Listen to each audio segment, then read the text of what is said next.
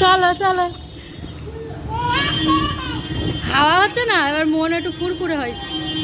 Hello guys, welcome back to my channel টিঙ্কু.টু। তোমরা সবাই কেমন আছো? আশা করছি খুব ভালো আছো, আমিও খুব ভালো আছি। তো ষষ্ঠী পরের দিনই সকালবেলা আমরা বেরোচ্ছি হচ্ছে দক্ষিণেশ্বরের উদ্দেশ্যে। মানে কোনো দিন আমার সেখানে যাওয়া হয়নি তেমনভাবে, এই ফার্স্ট টাইম যাচ্ছি। মারা দিদিদের কি শোয়া ছিল ছেলের জন্য, তো সবাই মিলে পুজো দিতে যাবে বলছিল, তো আমাকেও বললো। আমি ভাবলাম যাই, চলে যাই। তোমাদের দাদাভাই তো যেতে পারলোই না, তো যাই হোক তোমাদের দাদাভাই বললো তুমি যদি যেতে চাও তো যাও। তো আমি কোনো দিন যাইনি, ওই জন্য ভাবলাম আমি একটু ঘুরে আসি।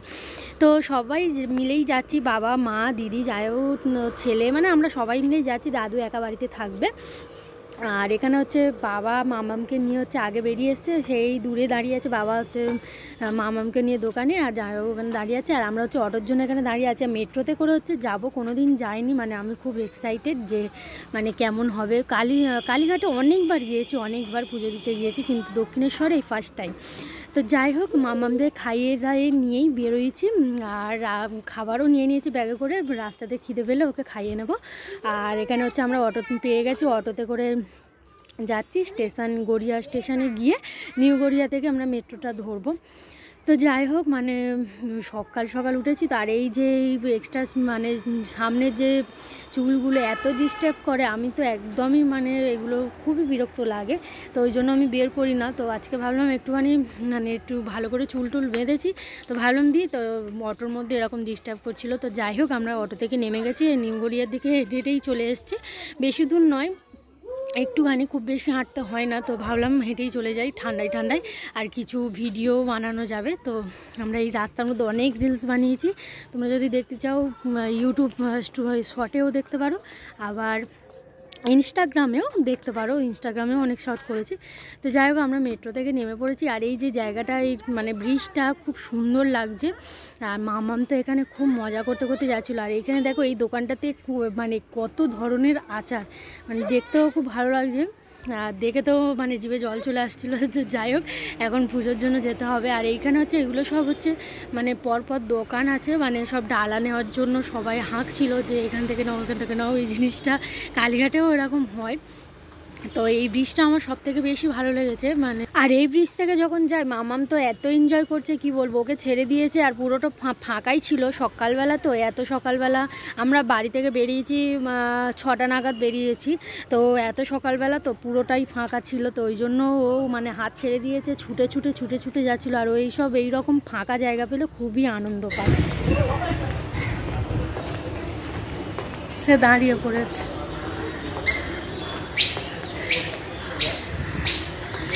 ইচ্ছা মতন আসবে, ইচ্ছা মতো। তো আমরা নেমে পড়েছি মেট্রো থেকে, পৌঁছেই গিয়েছি প্রায়। তো এই কোনোদিন আসিনি, ফার্স্ট টাইম, ভালোই লাগছে, বেশ খুবই ভালো লাগছে। আর এই যে ব্রিজটা না, এটা থেকে যেতে বেশ ভালোই লাগছে, মানে খুব সুন্দর লাগছে। কোনোদিন আসেনি, বেশ ভালোই জায়গাটা। মন্দিরের কাছে যেতে আর বেশিক্ষণ নেই, মনে হচ্ছে কাছাকাছি চলে এসেছি। তোমরা দেখলেই বুঝতে পারবে যে ও কেমন মানে এনজয় করছে, ও এখানে ঘোরাঘুরি করছে। আর ওর যে মানে এই রকম জায়গা খুব পছন্দ, সেটা তো দীঘাতে গিয়েই বুঝতে পেরেছিলাম আমরা। তো তোমরা যারা যারা দীঘার ব্লগ দেখোনি অবশ্যই গিয়ে দেখে এসো, খুব মজাই পাবে। খুবই মানে খুব সুন্দর, মানে ঘুরেছি, খুব এনজয় করেছিলাম দীঘাতে। তো তারপরে এইটা সেকেন্ড টাইম মামামকে নিয়ে কোথাও যাওয়া। তো আমার মানে ভীষণ ভালো লাগে এখন কোথাও যেতে, শুধুমাত্র ওরই জন্য, কারণ ওকেও একটু দেখাতে পারলাম আর আমরাও একটু ঘুরতে পারলাম। আর ও এখন যেহেতু একটু বড় হচ্ছে, তো ওকে এইসব জিনিস দেখানোর মানে খুবই প্রয়োজন, মানে একটু বাইরে টাইরে ঘোরা। কারণ সারাক্ষণ বাড়ির মধ্যে কারই ভালো লাগে বলো, আমাদের নিজেদেরই ভালো লাগে না। আর ওরা তো বাচ্চা মানুষ, ওদেরকেও একটু বাইরে ঘোরাতে নিয়ে যাওয়া উচিত মাঝে মাঝে, শুধু আমাদের ক্ষেত্রে নয়, সব বাচ্চাদের ক্ষেত্রেই এটা আমি বললাম। তো তারপর যাই হোক ওখান থেকে নেমে এসেই কাছেই মন্দির ছিল, খুব বেশি দূরে নয়। তো এইখানে হচ্ছে জামাইবাবু হচ্ছে মানে কোন দোকান থেকে প্রসাদ নেবে সেটা দেখতে গিয়েছে। আর আমরা এখানে দাঁড়িয়ে অনেক কটা রিলস করেছি, তো তোমরা গিয়ে আমার ফেসবুক চ্যানেলেও দেখতে পারো, ইনস্টাতে, মানে সব কিছুতে ছেড়েছি। তো যাই হোক এখানেও মামাম খুব খেলা করছিল। তো এখন অনেকটা বেলা হয়ে গেছে, তাই রোদ উঠে গেছে। আর গাইস এইখানের গল্প কি বলবো, এইখানে ঢুকতে তো সবাই মানে হাত ধরে টানাটানির মতন অবস্থা। সবাই বলছে আমার দোকানে আসো, বলছে আমার দোকানে আসো। তো এই ক্লিপটা ওই জন্য না নিয়ে পারলাম না। তো যাই হোক, এখান থেকে প্রসাদ, এখান থেকেই একটা দোকান থেকে প্রসাদ নিয়েছি, নিয়ে এবার আমরা মন্দিরের ভেতরে প্রবেশ করব। কিন্তু ওখানে একটা জিনিসই খারাপ লাগলো যে মন্দিরের ভেতরে ফোন নিয়ে যাওয়া অ্যালাউ নেই। তো তাই ভেতরের কিছু আমরা মানে শেয়ার করতে পারলাম না। তোমরা যারা এখানে এসছো তারা তো অবশ্যই জানবে যে এর ভেতরে ফোন নিয়ে যেতে দেয় না। তো যাই হোক, ওই জন্য আমরা সবাই গিয়েছি। বাবা হচ্ছে বাইরে ফোনগুলো নিয়ে দাঁড়িয়েছিল, আর আমরা সবাই মানে ভেতরে ঢুকেছি। ওখানে কাউন্টার ছিল, যে কাউন্টারে ফোনগুলো জমা দিয়ে তারপরে ঢুকতে হতো। কিন্তু বাবা বলল থাক, আমার কাছে দিয়েছে, আমি যাব না, তোরা ঘুরে আয়। তো ভেতরে এত লাইন ছিল আর এত পরিমাণে রোদ উঠেছিল যে কি বলবো। আমরা তো ছাওয়ার মধ্যেই দাঁড়িয়েছিলাম, লাইন দিতে পারিনি। মা দিদি হচ্ছে লাইন দিয়েছিল, আর আমি মামামকে নিয়ে জামাইবাবু দিদির ছেলেকে নিয়ে হচ্ছে একটা মন্দিরের ভেতরেই দাঁড়িয়েছিলাম ছাওয়ার মধ্যে। আর এপারে দেখো এই হনুমানগুলো মানে খুব ভালোই লাগছিলো, আর সব খাবার টাবার নিয়ে টানাটানি করছিলো। আমার একটু ভয়ও লাগছিলো। আর এটা হচ্ছে ঘাটের ধারে, আমাদের পুজো টুজো দেওয়া হয়ে গেছে, পুজো দিয়ে বাইরে বেরিয়ে এসেছি ঘাটের দিকে। আর এখানে কত লোক স্নান করছে, মানে দেখে আফসোসও হচ্ছে যে আমরা যদি কিছু নিয়ে আসতাম তো আমরাও স্নান টান করেই যেতে পারতাম। তো যাই হোক, আনা হয়নি। পরের বারে মানে যদি আসার সুযোগ হয় তো অবশ্যই সব কিছু ব্যবস্থা করেই আসবো। তো এখানে ঘাটের কাছে আমরাও নামবো। মা বললো যে একটু এই ঘাটের জল একটু মানে ছোঁয়ালে ভালো, তো ওই জন্য মামামকে নিয়ে হচ্ছে আমরা নামবো। আর এখানেও রিলস বানিয়েছি, মানে কোনো জায়গায় বাদ দিইনি, অনেক সুযোগ পেলেই আমরা রিলস করে নিই।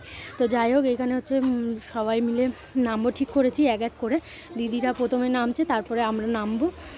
এখানে হচ্ছে মা দেখছে যে কীরকম লাগছে। খুবই সুন্দর জায়গাটা, মানে খুব শান্তি প্রকৃতি। আর সবাই অনেকে এখান থেকে অনেক দূর থেকে এখানে ঘুরতেও এসছে, এটাও দেখে ভালো লাগছে। তো যাই হোক, আমি মামামকে নিয়ে নামছি। আমি আর মা একা নামছিলাম না, তো অনেকে ছিল দেখে আমি একা নামছিলাম না। তো মা বললো আমি যাচ্ছি চ। তো আমরা দুজন নামছি, আর বাবা ওই পারে হনুমানজির সঙ্গে খেলা করছে, মানে ওদের সাথে একটু মজা করছে, মানে খাবার দিচ্ছে, ওরা খাচ্ছে, এরকম করছে। তো যাই হোক, কিন্তু একটা জিনিস যে ওইখানে আমি একটা রিলস বানাবো ভেবেছিলাম, তো সেটা সম্ভব হয়নি, এত বেলা হয়ে গেছিলো। তারপরে তো সবাই তাড়াহুড়ো করে চলে এসছে, ওই জন্য আর করা হয়নি। তো যাই হোক, মোটামুটি অনেকগুলোই করেছি, তোমরা সবাই দেখে নিও। আর এবারে আমার তো ভীষণ জোরে খিদে পেয়ে গেছে, সারা সকাল কিচ্ছু খাইনি, এখন প্রায় 9টা বেজে গিয়েছে, মানে প্রায় বলছি, আমি এখনও ঘড়ি দেখিনি কটা বাজে, তো ওই রকম হবে সম্ভবত। তো যাই হোক, তারপরে আমরা ওখান থেকে চলে এসেছি ফের ওই ব্রিজটাতে, মানে এখান থেকে হেঁটে গেলেই মেট্রো। আর মামামের জন্য দিদি হচ্ছে একটা ঘড়ি কিনেছে আর একটা খেলনা কিনে দিয়েছে, তো ওই ঘড়িটা ওকে পরিয়ে দিল, আর ও খুবই খুশি হয়েছে। ঘড়িটা ওর খুব পছন্দ হয়েছে, হাত থেকে তো খুলতেই দিচ্ছিল না, মানে বাড়িতে এসো পর্যন্ত মানে আমি কারোর হাতে দিচ্ছে না, মানে ওর ঘড়ি ওর খুব পছন্দ হয়েছে। তো যাই হোক, আমারও খুব পছন্দ হয়েছে, ভালোই হয়েছে ঘড়িটা। তো তারপরে এখানে হচ্ছে একটু খেলা টেলা করছিল, করার পরে আমরা ভাবলাম চলো চলেই যাই, আর রাস্তাতে টিফিন করে নেবো কোথাও একটা।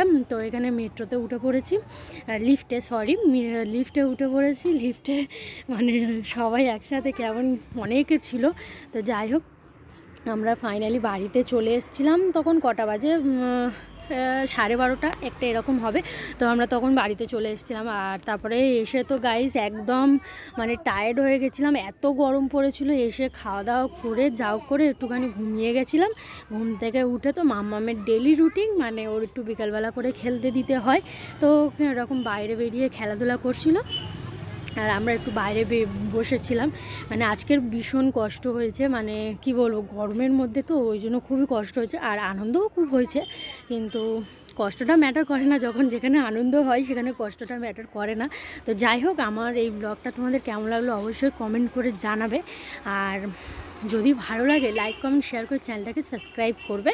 আর এখানে হচ্ছে দেখো দিদির ছেলে কি করেছে, মানে সর্ষের তেল ফেলে দিয়েছে, রান্নার তেল, আর ও কেমন ওকে বকছে। আর তারপর এখানে সব রান্নাবান্না হয়ে গেছে, মামামকে খাওয়াবো, ওকেও ও খাওয়াবে। তো ওই জন্য রাত্রে হয়েছিল চিকেন কষা আর ভাত হয়েছিল, মানে আর কিছু হয়নি, এত মানে সবাই টায়ার্ড হয়ে পড়েছিল, ওই জন্য ওইটাই রান্না করেছে। তো যাই হোক, ওই খাওয়া দাওয়া করে আমরা সবাই ঘুমিয়ে যাবো। তো এই ব্লগটা তোমাদের কেমন লাগলো অবশ্যই জানিও। Bye bye.